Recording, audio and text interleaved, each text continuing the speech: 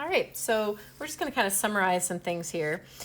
If we look back at the problems we've done so far, the very first problem that we did when we introduced the pi phones, I think that was 591, our multiplier was 1.15. And then we introduced the androids in 592, or pi droids, I'm sorry.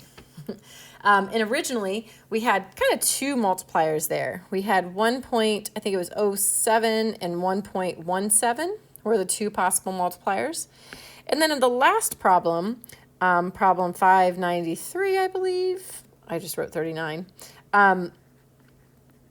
we had a multiplier that was actually decay instead of an increase, so it was 0.93.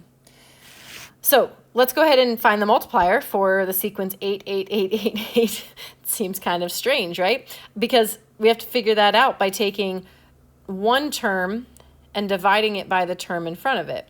So I would take term 2 divided by term 1. Well, that's 8 divided by 8. That's just 1. So our multiplier is just 1.